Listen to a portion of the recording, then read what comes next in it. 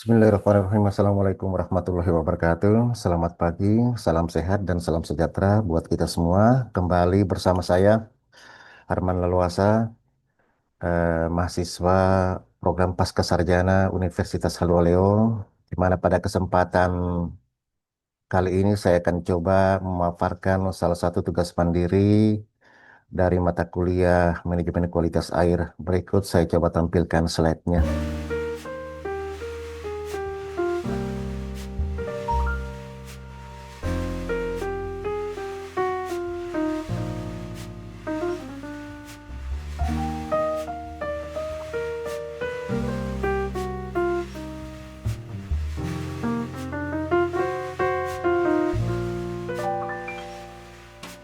Ya, slide-nya sudah tampil di layar monitor.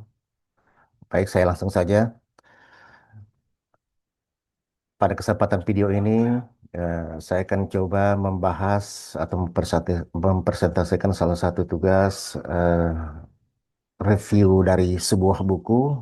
Buku berjudul Aquaculture Technology, Flowing Water, and Static Water Visculture, di mana bab 8 dari buku ini adalah membahas tentang aerasi ulang dari air yang mengalir. Oleh saya sendiri, Herman Luasa, NIM G2M1 24011, mata kuliah Manajemen Kualitas Air. Nah, pendahuluan aerasi ulang air yang mengalir.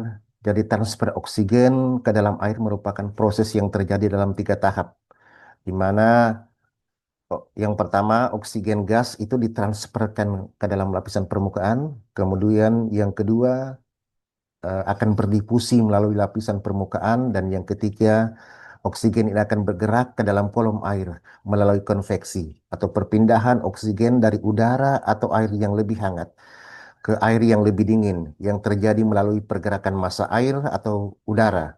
Nah, pergerakan ini terjadi karena adanya perbedaan suhu ataupun kepadatan. Karena oksigen memasuki air melalui proses difusi, laju transfer oksigen tergantung pada luas permukaan antara udara dan air dan kurangnya oksigen di dalam air tersebut. Adapun teori aerasi adalah aerasi aliran air yang digunakan untuk budidaya dapat dilakukan dengan gravitasi, di mana energi yang dilepaskan saat air berada pada ketinggian digunakan untuk meningkatkan permukaan antara udara dan air, atau dengan perangkat mekanis yang disusun untuk menyemprotkan air ke udara ataupun menyuntikkan udara ataupun oksigen murni ke dalam air tersebut. Yang pertama adalah perangkat aerasi secara gravitasi. Nah, cara paling umum ini atau cara paling logis ya, untuk meningkatkan kandungan oksigen pada ikan yang dibudidayakan adalah dengan memanfaatkan jatuhnya air secara gravitasi di antara unit produksi yang tersedia berdasarkan topografi kemiringan pada fasilitas tersebut. Nah, sejauh mana air diaerasi secara gravitasi, ini saat ini menjadi perhatian mendasar bagi pembudidaya ikan dengan sistem air mengalir.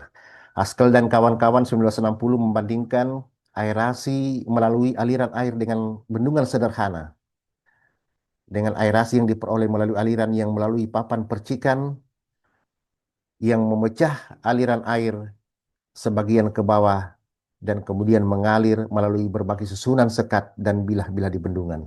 Nah, ini pada gambar kita saksikan, ini yang umum terjadi pada beberapa wilayah yang memungkinkan memiliki topografi atau elevasi kemiringan dan terdapat aliran air di situ, aliran sungai ataupun kali.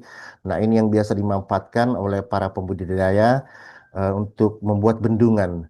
Dan bendungan ini inilah yang masuk ke kolam budidaya yang dipelihara atau yang dilakukan oleh para pembudidaya-pembudidaya di situ. Kalau di Indonesia ini banyak terlihat di daerah Jawa Barat. Ya, tentu saja di daerah-daerah kita yang punya pertanian juga kadang memanfaatkan bendungan seperti ini selain untuk irigasi pertanian juga dimanfaatkan untuk memelihara ikan di kolam-kolam yang ada. Nah, seperti ini modifikasinya. Jadi ketika di gambar yang sebelah tadi adalah bendungan umum, nah bendungan yang umum ini coba dimodifikasi dengan 6 modifikasi. Nah, yang pertama yang A ini adalah bendungan sederhana, sebagaimana terlihat pada gambar 8.4. Nah, di mana air mengalir dari satu saluran ke saluran lain melalui bendungan sederhana ini. Yang pertama sederhana. Ini yang paling umum kita jumpai. Kemudian yang B ini adalah papan percikan. Jadi dimodifikasi di tengahnya terdapat papan percikan. Tujuannya apa? Untuk meningkatkan proses difusi oksigen.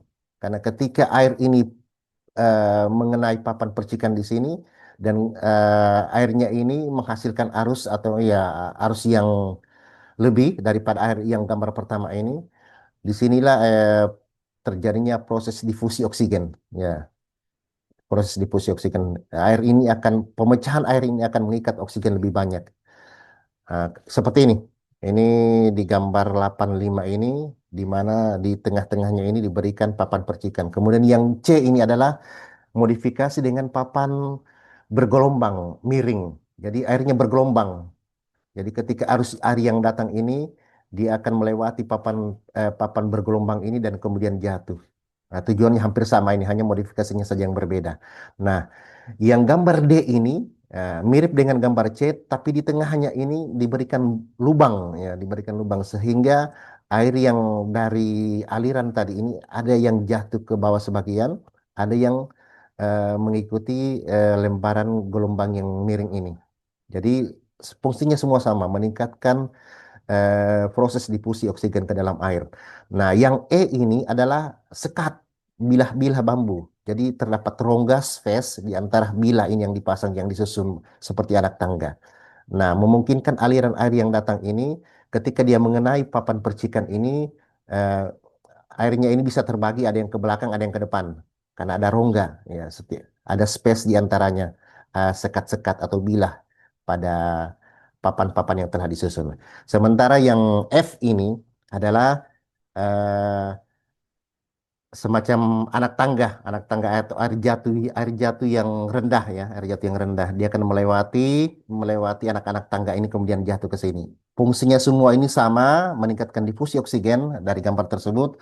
Hanya saja modifikasinya yang berbeda dan tentu saja ini berkaitan dengan efisiensi oksigen yang diserap dari masing-masing modifikasi tersebut. Nah, ini dia data data pilihan, ya, dari berbagai jarak yang coba dimodifikasi sebagaimana gambar di slide sebelumnya. Ini terdapat bendungan sederhana dengan air terjun yang memiliki ketinggian 22,9 cm. Efisiensinya adalah sebesar 6,2. Ketika jaraknya 30,5 cm, efisiensinya meningkat menjadi 9,3. Nah, sementara pada lembaran bergelombang miring tadi yang saya jelaskan di slide sebelumnya, dengan ketinggian yang sama ini, dengan ketinggian yang sama dari bendungan biasa, ternyata efisiensinya meningkat besar sejumlah 25,3%. Nah, dengan ketinggian yang sama, tapi telah dimodifikasi.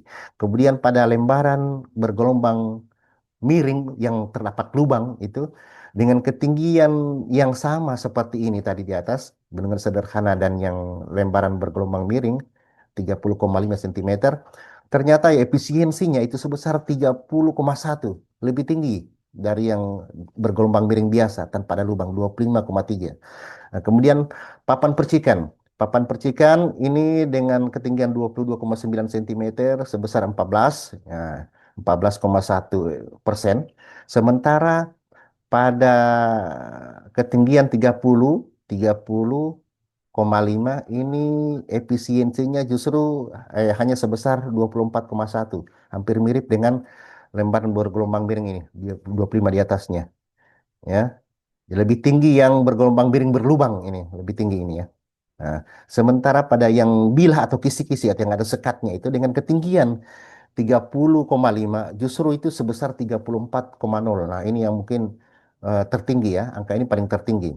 Sementara pada ketinggian 61,0 itu efisiensinya ini yang terbesar 56,2.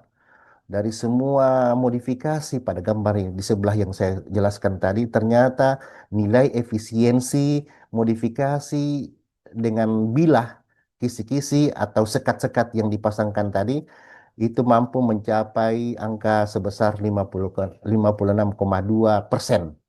Nah, dibandingkan dengan air terjun rendah tadi ini. Bahkan dengan ketinggian 100 cm saja, eh, nilainya itu justru masih rendah dibanding yang ketinggian 60 pada bilah kisi-kisi. Ini hanya 52, ini sudah ketinggian 100, sementara yang bilah kisi-kisi ini dengan ketinggian 61,0 justru efisiensinya sebesar 56,2. Oke, next. Nah, kalau tadi perangkat yang gravitasi, sekarang adalah perangkat yang mekanis. Nah, perangkat aerasi mekanis adalah sistem yang menggunakan perangkat fisik. Jadi mencampur udara ke dalam air sehingga meningkatkan kandungan oksigen. Perangkat mekanis akan menciptakan turbulensi dan pengadukan untuk mendorong transfer oksigen dari udara ke dalam air. Nah, aerator permukaan ini mampu menghasilkan oksigen ke dalam air sebanyak 1,9 sampai 2,3 kilogram untuk setiap 1 kWh energi yang digunakan. Nah, di mana aerator permukaan adalah alat yang bekerja di permukaan air untuk menambah oksigen, biasanya dengan percikan ataupun putaran. Ini yang biasa kita umum dapatkan atau umum kita jumpai seperti video well atau kincir air.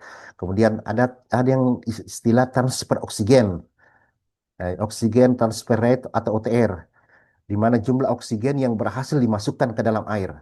Nah, sementara adalah kilogram per kWh adalah satuan efisiensi. Jadi seberapa besar kilogram oksigen yang ditransfer per energi listrik yang digunakan. Dalam kegiatan budidaya, oksigen ini sangat penting, jelas, karena informasi ini akan membantu dalam menilai efisiensi aerator, menghitung biaya listrik per jumlah oksigen yang diberikan, dan tentu saja yang terakhir adalah memilih alat aerasi yang paling hemat energi dan paling efektif. Ini tujuannya ya. Nah, ini salah satu contohnya. Ini dua tampilan aspirator tipe Buros yang ditempatkan pada penetasan ikan salmon berukuran besar di Idaho. Idaho ini adalah daerah bagian di Amerika Serikat, di mana tangki yang berdekatan ini dia, tangki yang berdekatan ini, tangki tabung yang berdekatan merupakan biofilter untuk menghilangkan amonia sehingga air dapat digunakan kembali. Nah, kemudian yang C adalah perangkat difusi aerasi. Jadi efektivitas transfer oksigen jelas merupakan fungsi dari ukuran gelembung, akan mempengaruhi area antarmuka antara udara dan air. Ketegangan oksigen dalam akan gelembung air akan mempengaruhi defisit oksigen dan waktu tempuh gelembung di kolom air. Jadi antara udara dan air dapat ditingkatkan dengan memperkecil ukuran gelembung dan perbedaan konsentrasi oksigen antara gelembung dan air dapat ditingkatkan dengan menggunakan oksigen murni atau meningkatkan tekanan gas. Colt and Take Hubanuklos 1981 itu mencantumkan laju transfer oksigen untuk oksigen difusi udara dalam kondisi standar pada 0,6 hingga 2,0 kg per kWh tergantung pada ukuran gelembung. Sementara jarak waktu tempuh gelembung di kolom air ini tidak disebutkan. Nah, saat mengoreksi laju transfer oksigen standar untuk kondisi lapangan, persamaan dapat digunakan melalui suku CAT, tetapi suku CAT harus dikoreksi untuk tekanan parsial oksigen dalam gelembung. Misalnya, jika oksigen murni disalurkan pada tekanan 1,0 atmosfer, kemudian CET sama dengan CAT kali 760 milimeter air raksa per 159,2, di mana CAT ini merupakan kelarutan oksigen dalam atmosfer oksigen murni, sementara 760 milimeter raksa itu adalah tekanan parsial oksigen dalam oksigen murni pada tekanan 1 atm, dan 159,2 milimeter raksa adalah tekanan parsial oksigen di udara pada tekanan 1 atm yang disuntikkan. Nah, kemudian adalah oksigenisasi, proses menambahkan oksigen ke dalam air. Sebagian besar aplikasi budidaya ikan ini telah meninggalkan aerasi mekanis dan lebih memilih menggunakan oksigen cair atau LOX. di mana oksigen murni ini dapat diproduksi di lokasi, tetapi yang lebih umum adalah dikirim melalui truk yang disimpan dalam wadah yang besar, wadah yang dibeli atau wadah yang disewa, sebagaimana pada gambar di samping ini. Jika oksigen cair curah ini tidak tersedia, maka oksigen dapat diproduksi menggunakan alat yang disebut dengan pressure swing adsorption atau PESA, di mana unit PESA ini akan memaksa udara bertekanan melewati saringan molekuler yang menyerap nitrogen, menghasilkan gas yang mengandung 85% hingga 95%. Sistem PSA yang mampu menghasilkan 17 meter kubik per jam atau 25 kilogram per jam, di mana pengoperasian unit ini memerlukan kompresor sebesar 40 horsepower atau 29,8 kWh, dan generator listrik cadangan yang akan menelan biaya tambahan sebesar 25 US dollar per unitnya, dan ada unit yang lebih kecil yang memproduksi 2,4 meter kubik per jam atau 3 kilogram per jam. Ini yang lebih kecil ya. Itu seharga 5,85 US dollar, dan kompresor yang digunakan adalah 9,4 horsepower atau 7,0 kWh, yang dibutuhkan dan dapat dibeli seharga 8,1 US dollar ya. Ini dia bentuk penampakan tangkinya pada gambar yang di atas, yang di samping ini. Nah, sekarang kita coba masuk pada perangkat-perangkat mekanis, mekanis yang digunakan. Jadi, Space 1981 menjelaskan terdapat 5 perangkat yang mampu mentransfer 90% atau lebih oksigen berdifusi ke dalam air di dalam kondisi budidaya yang paling umum. Jadi perangkat tersebut adalah kolom tertutup, ya ini dia kolom tertutup. Yang kedua adalah tabung IU, kemudian yang ketiga adalah aerator kontak gelembung aliran bawah, oksigenisasi berdifusi laur ulang, dan perangkat kolom yang berputar. Nah, berikut akan coba kita jelaskan 5 perangkat yang mampu mentransfer oksigen. Perangkat yang pertama adalah, ya, sebagaimana gambar 8.11 ini adalah kolom tertutup untuk penyerapan oksigen. Nah, ini terdapat sebuah tabung ya, tabung yang direndamkan di bagian bawah. Ada aliran air yang masuk, aliran air yang masuk dari atas ini. Kemudian oksigen ini akan disuntikkan justru berlawanan dari arah bawah ini. Dia akan berlawanan dengan aliran air yang dari atas secara gravitasi. Tujuannya apa? Untuk meningkatkan kadar oksigen. Nah, untuk meningkatkan kadar oksigen sebelum akhirnya dilepaskan kepada aliran air yang sesuai dengan arah aliran tersebut. Jadi air yang ketika mengarah ke sesuai alirannya itu sudah kaya akan kandungan oksigen. Nah, sini juga tentu terdapat eh, saluran pengeluaran dari dari volume air yang masuk tersebut. Kemudian disatukan oksigennya di sini. Nah, seperti ini mekanisme kerjanya. Kemudian ada gas yang terbuang ini berupa O2 maupun N2.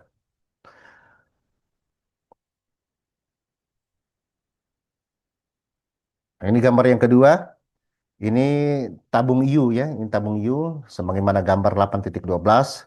Jadi ini mendaur ulang ya gas buang untuk penyerapan oksigen. Jadi pada tabung IU eh, ini aliran air ini akan melewati tabung IU ini, di mana di tengahnya ini terdapat sekat. Sekat ini tujuannya adalah untuk meningkatkan tekanan air.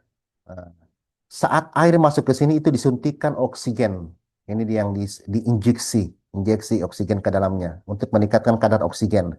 Kemudian ketika dia keluar akan melewati saluran pembuangan ini. Nah, gas-gas buangan ini dalam bentuk O2 maupun N2 ini kemudian akan diserap kembali. Ini semacam cup ya, penutup, penutup. Di, diserap kembali dan dipompakan kembali gas tersebut melewati tabung ini. Dan tabung ini kemudian juga ketemu dengan oksigen yang disuntikkan. Jadi mendaur ulang oksigen yang terbuang untuk dimapat kembali menjadi oksigen terlarut. Seperti ini fungsinya.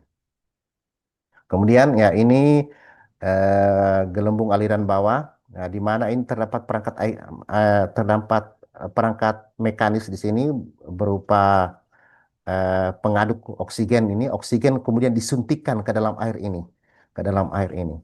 Kemudian gas buangannya akan keluar lewat sini. Ini ada saluran yang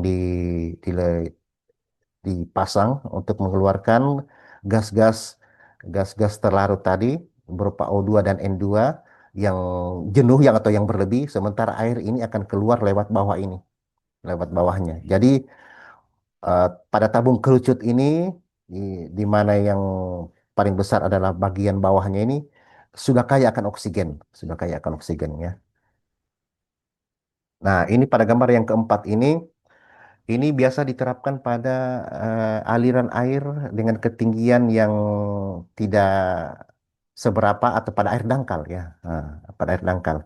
Di mana eh, perangkat ini terendam. Ini ada saluran pipa pemasukan air. Ini semacam blower ya. Air gelembung-gelembung ini ditiupkan berupa kayak oksigen, tapi kemudian dimodifikasi di sini. Sini terdapat kap penutup ya kap, sehingga gas-gas buangan tadi ini dapat diserap kembali, dan sempat diserap kembali dan dipompakan kembali dan akan ketemu dengan pompa oksigen yang sudah diinjeksikan tadi. Jadi fungsinya adalah eh, mendaur ulang oksigen buangan tersebut. Nah, sementara rest flow ini artinya aliran air yang sudah kaya akan oksigen ini akan mengalir ke sana. Sementara buangannya akan didaur ulang seperti ini sistemnya. Nah, nah, kemudian yang gambar terakhir ini adalah tabung yang direndam setengah, tabung silinder yang direndam setengah pada permukaan air. Nah, silinder ini akan bergerak ya sesuai dengan aliran air, ya, sesuai dengan aliran dia akan bergerak sendiri. Kemudian pada saat pergerakannya ini akan meningkatkan proses difusi oksigen. Nah, paling lingkaran paling luar ini adalah kapnya, kap untuk mendaur ulang oksigen-oksigen buangan tersebut. Jadi air ini terputar, silinder ini terputar, bisa disebabkan karena aliran air maupun karena mesin yang bekerja. Pada saat dia berputar akan disuntikan pula dengan oksigen, diinjeksikan ke dalam tabung tersebut. Nah, ketika air ini keluar, dia sudah kaya akan oksigen dan akan eh, terbawa berdasarkan aliran air yang ada. Hmm. Nah, ini dia masalah kejenuhan gas ya. Terkadang persediaan air tanah yang digunakan untuk kegiatan budaya itu mengalami kejenuhan dengan gas nitrogen. Kondisi ini sering dikaitkan dengan kekurangan atau saturasi oksigen. Kejenuhan disolvet oksigen atau DN hanya dapat terjadi melalui perubahan suhu atau tekanan yang menurunkan kelarutan gas di dalam air, di mana air tanah menjadi jenuh dengan gas terlarut. Ketika hujan musim dingin atau salju yang mencair memasuki akuifer yang lebih hangat. Nah, kadar oksigen terlarut dapat dikurangi oleh respirasi mikroba di dalam tanah itu.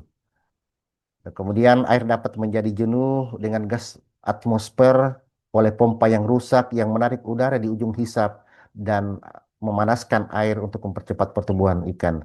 Perubahan saturasi gas yang terkait dengan perubahan suhu dapat dinyatakan sebagai persen saturasi sama dengan CE per CE1T per CE2T, di mana CE1T adalah konsentrasi gas pada suhu 1 dan CT2 adalah konsentrasi kesetimbangan gas tersebut pada suhu 2.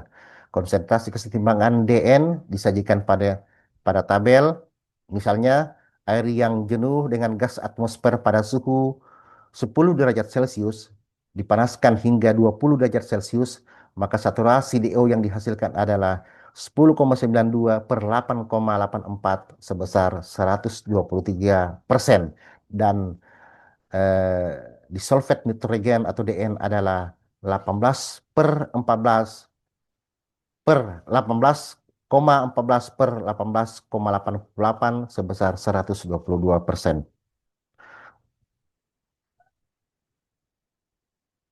Bila ikan terpapar kadar DN yang sangat jenuh, maka mereka mungkin akan mengalami kondisi yang dikenal dengan penyakit gelembung gas, di mana gelembung nitrogen terbentuk dalam darah yang menyumbat kapiler melalui emboli. Ada banyak bukti bahwa gas-gas yang terlarut dalam air itu menyebabkan penyakit gelembung bas atau bubble disease. Paparan kadar DO ataupun CO2 yang sangat jenuh yang umumnya terjadi dalam pengangkutan ikan dan sementara dalam budidaya dengan air tergenang dengan laju fotosintesis dan respirasi yang tinggi tidak menyebabkan emboli gas. Nah, gelembung dapat terbentuk dalam darah ikan hanya ketika tekanan gas dalam air itu melebihi tekanan hidrostatik. Jadi ketika suatu objek tenggelam pada kedalaman 10 meter, itu akan menghasilkan tekanan hidrolik sekitar 1 atm. Jadi contoh, jika tekanan gas dalam air adalah 890 milimeter raksa, ini nilai ketentuan ya, ini sudah nilai ketentuan, dan tekanan barometrik adalah 760 milimeter raksa, ini juga nilai ketentuan ya, pada kedalaman 10 tadi, 10 meter. Maka saturasi gas adalah 890 per 760 sebesar 117%. Gelembung Bibel disease ini dapat terbentuk jika delta P atau perbedaan antara tekanan gas total dan tekanan hidrostatik itu positif.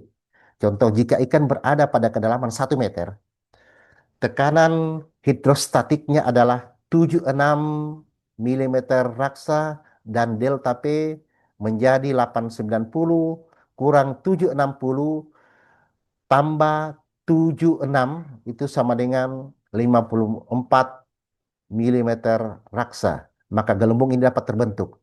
Namun jika ikan tenggelam pada kedalaman 2 meter atau ikan ini berenang pada kedalaman yang lebih dalam 2 meter, maka delta P menjadi 890 kurang 760 plus 152.